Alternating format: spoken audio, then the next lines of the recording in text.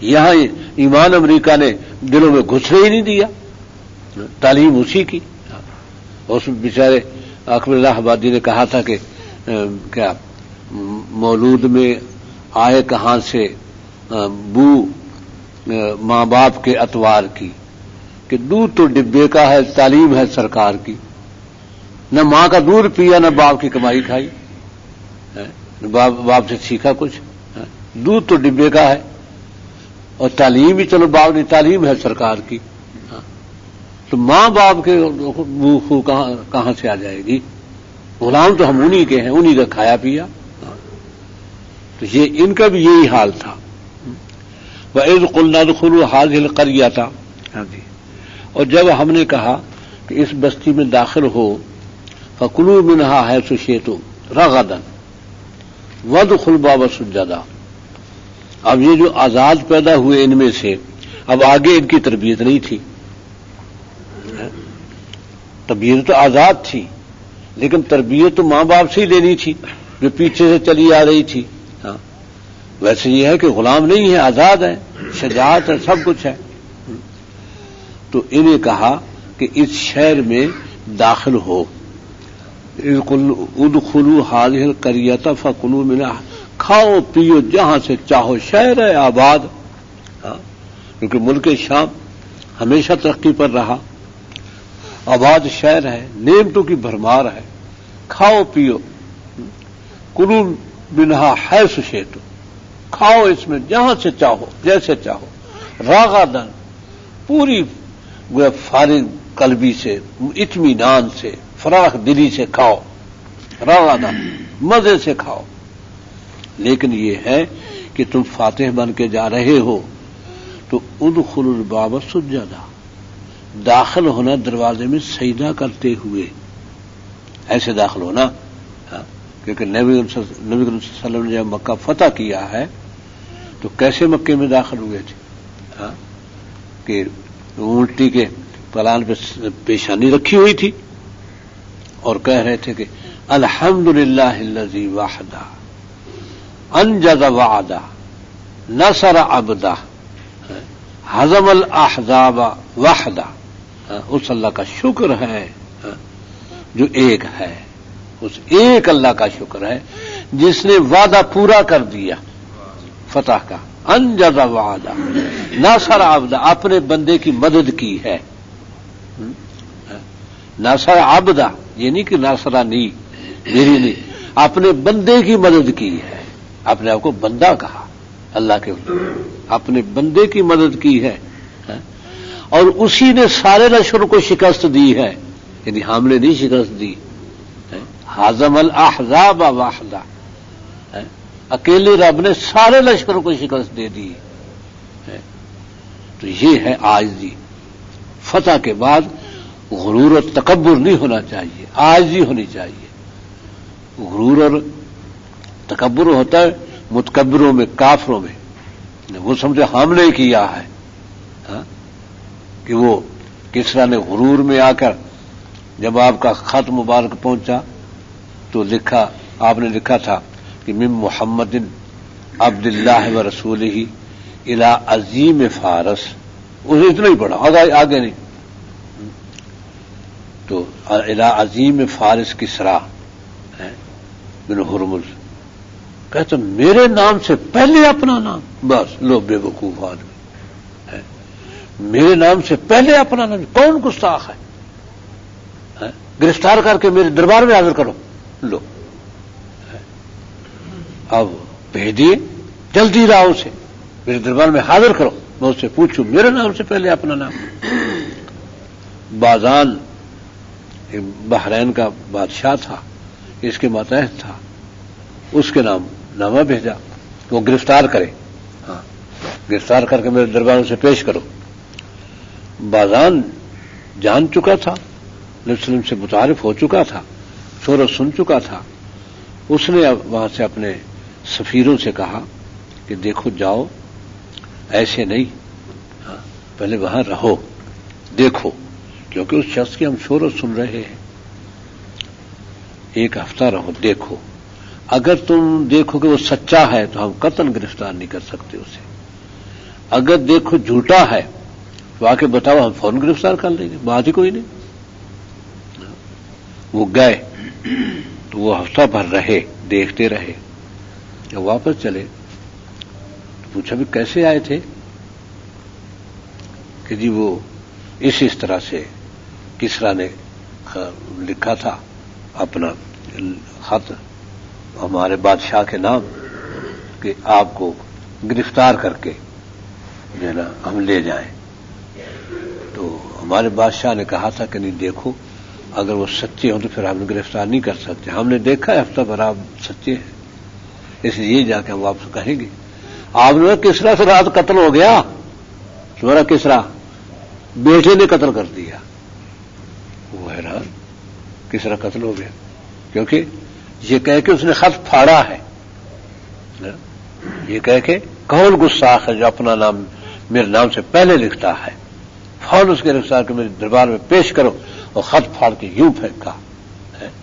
وہ خط کسی نے اٹھا لیا، وہ خط آج تک موجود ہے، کسریٰ گیا پھاڑ لے خط، لے لے کر لے تکبر، بیٹے نے قتل کر دیا، اور بیٹے نے اسی وقت لکھا قتل کرنے کے بعد بازان کے نام کہ جو ابے نے خط لکھا تھا میں نے ابے کو قتل کر دیا، بڑا ظالم تھا ابا، لوگ بہت تنگ تھے اس سے، میں نے قتل کر دیا، اقتدار میں نے سنبھال لیا ہے، اور تو ان کو گرفتار کرنے کے لیے نہ بھیجنا کسی کو، جو کہا تھا، کیونکہ اس کے پاس بھی شہرت پہنچ چکی تھی، بیٹے کے پاس بھی، لیکن اگلے دن بیٹا مر گیا، تو یہ بازان کے پاس پہنچ گئے، یہ لے کے کہ بالکل ہی سچا بازان ایمان لے آیا، تو بازان ایمان لے آیا، تو وہ اور پھر یہ کہ کسریٰ قتل ہو گیا، اس کا عجیب بات ہے، انتظار کرو، 3-4 دن بعد وہاں سے اس کے بیٹے کا خط آ گیا، بازان اس پر ایمان لے آیا کہ والد کو میں نے قتل کر دیا، اور وہ بہت ظالم تھا، تو بازان ایمان لیا، اور بازان نے پھر جنگ کی اس سے، وہ خبیث وہ اسود انسی جس نے صنعاء سے وہ نبوت کا دعویٰ کیا۔ صنعاء بہت بڑا شہر ہے یمن کا، ساحل سمندر پر، ایک دوسرا بڑا شہر ہے یمامہ، یمامہ سے مسلمۃ الکذاب اٹھا تھا، صنعاء سے اسود انسی اٹھا تھا نبوت کا دعویٰ لے کے، تو اسود انسی سے جنگ کی ہے، پھر اسی ہے کیا بازان شہید ہو گیا، اور اس کے ساتھ تھے حضرت فیروز دہلوی اور عمرو بن مادی کرب، یہ اور دوسرے تھے نام تھا ان کا، یہ 3 تھے بڑے بہادر تھے، یہ اس کے ساتھ تھے، یہ گرفتار ہو گئے، بازان شہید ہو گیا۔ ہاں جی، یہ چونکہ بہت بڑے گویا تھے جنگجو، اس لیے اس نے ان کو قتل نہیں کیا، ان سے عہد لیا کہ تم میرے ساتھ رہو گے، ٹھیک ہے، آپ کے ساتھ رہیں گے۔ وہ بازان کی بیوی کو اس نے اپنی حرم میں لے لیا، بہت حسین تھی، بہت زیادہ، لیکن نہایت دانا خاتون تھی، بہت ذہین تھی، اسی نے پھر ان تینوں کی مدد سے اس کو قتل کیا، اسود انسی کو، اسی خاتون نے، اور بڑی بہادری سے قتل کیا، اور بڑی تدبیر، خود ہی ان کو مشورے دیے، خود تدبیر کی۔ فیروز دہلوی اس کا رشتہ دار تھا، ایک دن وہ اندر آ گیا تو یہ نکل رہا تھا کہ وہ آ گیا خبیث باہر سے، لال پیلا ہوگا دیکھ کے، یہ ڈانٹا ایک دم، اچھا تو میرے حرم میں، بس اتنے وہ اندر سے نکلے، اس نے کہا میرا بھائی میرے پاس نہیں آ سکتا ہے، کیا میں ایسی ذلیل ہوں کہ میرا بھائی بھی میرے کو قیدی ہوں تیری، میرا بھائی میرے پاس نہ آیا۔ وہ بہت اس کو فریفتہ تھا، کہا اچھا مجھے لیے تیرا بھائی ہے، میں معذرت چاہتا ہوں، تو فیروز دہلوی کو آنے جانے کی اجازت مل گئی گویا۔ اس کے بعد اس نے کہا کہ جب یہ چلا جاتا ہے اس وقت فیروز دہلوی سے کہا کہ تو آ جا کر، پہرے دار بھی پھر جان گیا کہ فیروز دہلوی اس کا بھائی ہے، آنے جانے دیتے تھے وہ جو سیکورٹی پر تھے۔ اندر سے نقب لگاؤ میرے کمرے سے، اپنے کمرے سے نقب لگوائی، اور پوری جب جس سے اندر بند کر دیا، اب جو ہے نا تم جو ہے نا، اور جس کو تمہیں کہوں گی آ جانا، یہ وہ آ کے سو گیا، وہ دستک دی، وہ آ گئے اندر، یہ اس نقب سے بس یہ اندر گئی ہے. بال تھے اس کے بہت بڑے بڑے، دونوں ہاتھوں سے بال اس نے تھامے ہیں، سر نہیں اٹھنے دیا اس کا، بس ذبح کیا فیروز دہلوی نے، اور دوسرے اوپر چڑھ گئے اس کے. بڑا وزنی اور بہت بہادر، بڑی طاقتور تھا خمیس. تینوں نے بڑی مشکل سے قابو کیا اور ذبح کر دیا. وہ خر خر کی آواز آئی تو سیکورٹی والے بھاگے. یہ بات ہے، کیا بات ہے، کیا بات ہے، یہ کیا چیز ہے؟ کہتے نبی پر وحی آ رہی ہے، چلو. یہ ہے. اور نبی صلی اللہ علیہ وسلم اس وقت بھی حیات تھے تو آپ نے صحابہ کو بتایا کہ فیروز دہلوی اور اس کے ساتھیوں نے اسود انسی کو قتل کر دیا. یہ خوشخبری دی. لیکن وہ یہ ساتھی پھر جب پیغام لے کے مدینے پہنچے تو ابو بکر بیٹھے تھے، خلیفہ، نبی صلی اللہ علیہ وسلم وفات پا چکے تھے. یہ ہے. تو یہ وہ خط اب تک موجود ہے، اور آپ نے اسے فرمایا کہ حالہ کل کسرا فلاں کسرا آباد آ، کسرا ہلاک ہو گیا، اب کسرا نہیں ہوگا بس. اور نہیں ہوا کسرا. اور کیسر بھی ہلاک ہوگا تو کیسر نہیں ہوگا. تو کیسر تو بہت بعد میں مٹا، کیسریت ختم ہو گئی. یعنی کیسر وہ جو کیسر نے توہین نہیں کی تھی، کیسر نے توہین نہیں کی تھی، لیکن بعد میں جنگیں جو ہوئی کیسروں سے، کہ وہ کیسر تو فوت ہو گیا ہوگا جس نے اس کا اکرام کیا، خط کا اکرام کیا، خط کا بہت اکرام کیا. اور وہ خط یہ ہے کہ ایک مسلمان بادشاہ، وہ رومیوں سے جنگ تھی اس کی خلافت کے بعد بہت عرصہ بعد، تو جب وہاں فتح پائی، جب صلح ہوئی، اکثر صلح ہو جاتی تھی، صلح ہوئی تو وہ بادشاہ نے کہا، جو اس وقت کیسر کا جانشین جو بعد میں تھا، اس نے کہا کہ میں آپ کو ایک چیز دکھاتا ہوں. وہ صندوق تھی منگوائی سونے کی صندوق تھی. اس کو کھولا، تالا لگا ہوا تھا، اسے کھولا تو اندر ریشم کے خلاف بڑے خوبصورت وہ نکالے. وہ کھولتے کھولتے کھولتے اندر وہ سیدھا سا کاغذ، یہ آپ کے نبی کا خط ہے. یہ کہاں تو پھاڑ کے اس خمیز کا پھینک دینا، اور کہاں اس خط کو یوں سنبھال کے رکھنا. یہ جو کمانڈر تھا فوجوں کا، یہ بڑا حیران ہوا. یہ کہ جی یہ آپ نے کیسے سنبھال کے رکھا؟ کہتے وصیت تھی ہمارے پردادا کے اوپر سے کہ جب تک اس خط کا اکرام کا، ایک خط تمہارے پاس رہے گا تم پر فتح کوئی نہیں پا سکتا. اس خط کو محفوظ کر کے رکھو بس، یہ تمہاری حکومت نہیں جائے گی. ہاں. اور آج تک کیونکہ اب یہ رومی تو لڑ رہے ہیں ہم پر، رومیوں کو شکست نہیں ہوئی، یعنی کہ کبھی ہوئی نہیں، شکستیں تو ہوتی رہی لیکن مٹے نہیں جیسے کہ کسرا مٹا، اس طرح نہیں مٹے رومی. ہاں. حکومت رہی رومیوں کی ہمیشہ. ہاں. اور بہت گویا کمزور ہوئے، سب کچھ ہوئے. ہاں. اور قسطنطنیہ کا فتح ہوا. محمد فاتح ترک نے، عثمانی ترکوں کی جب خلافت آئی تو اس نے فتح کیا قسطنطنیہ کو. لیکن نبی صلی اللہ علیہ وسلم کی حدیث میں ہے کہ دجال اور قسطنطنیہ کے درمیان 6 سال کا فاصلہ ہے. 6 سال پہلے قسطنطنیہ فتح ہوگا، پھر دجال آئے گا. یہ تو معلوم ہوا کہ ایک قسطنطنیہ فتح ہونے کے بعد فتح کی تو بڑی آپ نے خوشخبریاں دی بہت. تو یہ تو منقبت لے گیا محمد فاتح، اس میں شک نہیں کہ قسطنطنیہ پر حملے حضرت معاویہ کے زمانے سے شروع ہو گئے تھے. قسطنطنیہ پر بلکہ حضرت عثمان نے جو اندرس فتح کیا تھا اوپر سے، ہاں، کہ قسطنطنیہ تو ادھر تھا، حضرت عثمان نے تو مغرب کی طرف سے اندرس کو فتح کیا کہ مشرق کی طرف بڑھتے آؤ تاکہ قسطنطنیہ تک پہنچ جاؤ ادھر سے. ہاں جی. تو وہ اسی لیے تھا قسطنطنیہ فتح کرے. تو قسطنطنیہ کی فتح کے منصوبے حضرت عثمان کے وقت سے چل رہے تھے. محمد فاتح نے فتح کیا اور پھر بعض یلدرم آگے بڑھے، جس کے بعد وہ تیمور مغل بیوقوف وہ کہلاتا تو اپنے آپ کو مجاہد تھا، لیکن من چلا شہزادہ تھا، کوئی اسے تمیز نہیں تھی کسی طرح کی، مدد بھی بہت کرتا تھا مسلمانوں کی، سخی بھی بہت تھا، لیکن یہ حماقتیں بھی تھی کہ کسی نے کہا کہ وہ انہوں نے کیونکہ بائی یلدرم کی فوجیں گئی ہیں تو آگے یورپ کو تو مصیبت پڑ گئی کہ یہ کیا بنا، سارا یورپ جمع ہو گیا، وہ سلیب اٹھائی، سلیب کا نعرہ لگ گیا جو اکرو سیدھا بش نے لگایا ہے، اس سے پہلے وہ انہوں یورپ والوں نے لگایا تھا، تو بہت انہوں نے جتن کیے کسی طرح بائی یلدرم ہٹ جائے، اگر بائی یلدرم اقدام کر دیتا تو گیا تھا یورپ، آج کے حالات پیش ہی نہ آتے، لیکن اللہ تعالیٰ کی تقدیر میں تو یہ آنا تھا۔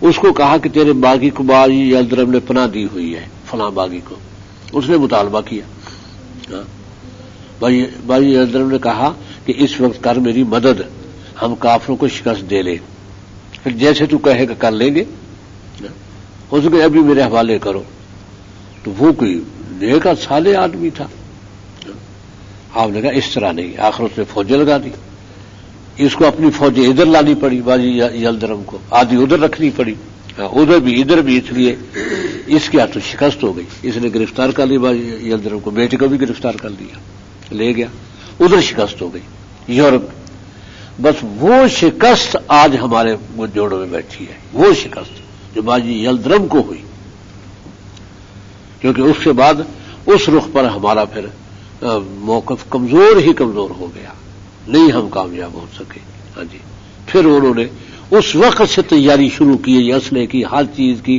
اتنی تیاری کرو کہ ایک دن ہم سارے عالم اسلامی پہ قابض ہو جائیں، اس وقت وہ لگ گئے تیاری میں، پھر نہیں غافل ہوئے وہ، ادھر یہ بے وقوف باجی یلدرم فوت ہو گیا، پھر پچھتایا، پھر بیٹے سے کہا میں معذرت کر تو مجھ سے غلطی ہو گئی، تو اپنے ابے کی لاش لے جا دفنا دے، ہے اس کو کہا، وہ پھر اپنے ابے کی لاش لے کے واپس آیا، بے وقوف غلطی تو نے ساری امت کا تو بیڑا غرق کر دیا،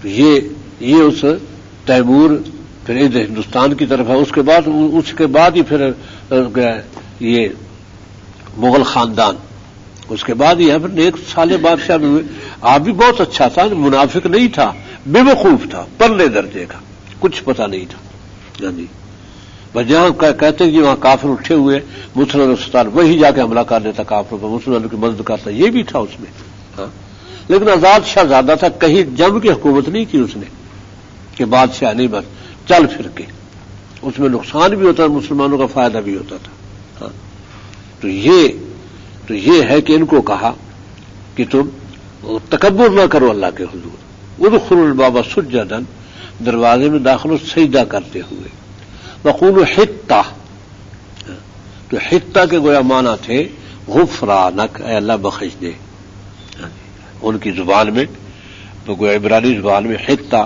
بخش دینے کے معنی میں تھا، قولوا حطہ، بس یہ کہتے رہو اے اللہ بخش دے بخش دے، تو ٹھیک غفرانک اسی معنی میں، غفرانک اے رب بخش دے، ہاں جی، نغفر لکم خطایا، ہم تمہارے گناہ بخش دیں گے، کیونکہ جنگ میں غلطیاں تو بہت ہو جاتی ہیں، وہ غلطیاں بخش دیں گے تمہیں ہم، نغفر لکم خطایاکم وسنزید المحسنین، اور جو نیک صالح لوگ ہیں ان کو ہم اور انعامات بڑھا دیں، ان کے درجات بڑھا دیں گے، یعنی خطا کاروں کی، اگر تم نے یہ ملک اس طرح فتح کیا خطا کاروں کی تو خطائیں بخش دیں گے، جو پہلے سے نیک ہیں ان نیکوں کے درجات بڑھا دیں گے، نزید ہو، لیکن ہوا یہ کہ بدل الذین ظلموا قولا غیر الذی قیل لهم، بدل دی ظالموں نے، الذین ظلموا جو ظالم تھے، بدل دی ظالموں نے بات اس کے علاوہ جو ان سے کہی گئی تھی، وہ بات ہی نہ رکھی، پاکستان کا مطلب کیا، لا الہ الا اللہ، اب لا الہ الا اللہ پڑھا جا رہا ہے، اب تو کہ پاکستان کا مطلب کیا، لا الہ الا امریکہ، اب تو یہ ہو رہا ہے، اس لیے ہمارے جوان شہید ہو رہے ہیں، کس میں جی، فی سبیل امریکہ، شہید فی سبیل اللہ ہوا کرتا ہے، فی سبیل امریکہ شہید نہیں ہوتا، کہ 5000 قربانیاں ہم نے سب سے زیادہ قربانیاں دی کس کے لیے، فی سبیل امریکہ، اپنوں کو مارنے کے لیے، کہا یہ دہشت گردی